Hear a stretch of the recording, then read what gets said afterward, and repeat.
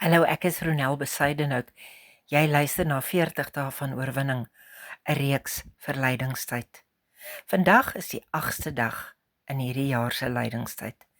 En ek wil met jou gesels oor oorwinning oor bitterheid. Die gedagte kom uit Efesiërs 4 vers 32. Wees vriendelik en vol deernis teenoor mekaar. Vergewe mekaar soos God julle in Christus vergewe het.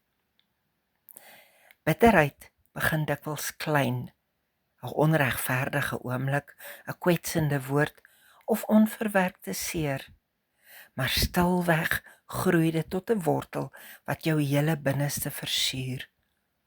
Ons hou soms aan bitterheid vas, omdat dit soos 'n beskermde skild teen verdere pyn voel.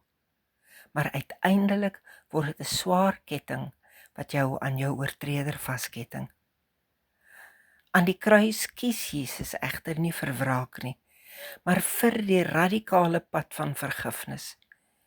Sy uitroep, Vader, vergeef hulle, weerklink nie nadat die onreg reggestel is nie, maar terwyl die spykers nog deur sy hande dring.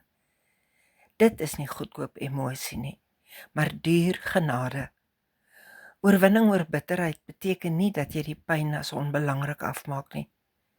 Dit beteken wel, jy weier dat jou toekoms deur jou verlede gijslaar word. Vergifnis verklaar nie die ander persoon onskuldig nie, maar dit verklaar uiteindelik dat jy vry is. Liefde wen nie deur geweld nie, maar deur selfoorgawe.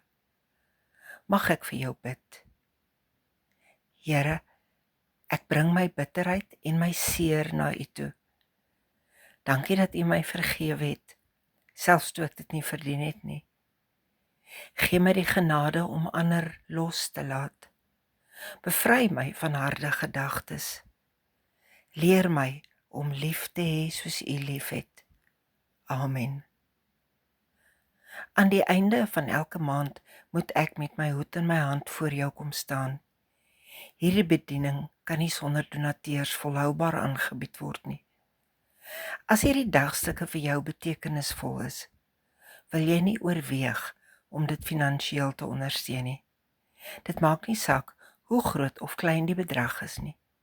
Tesame maak elke druppel die bekertjie vol.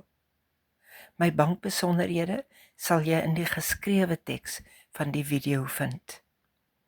Mag jy 'n mooi dag hê. Tot môre.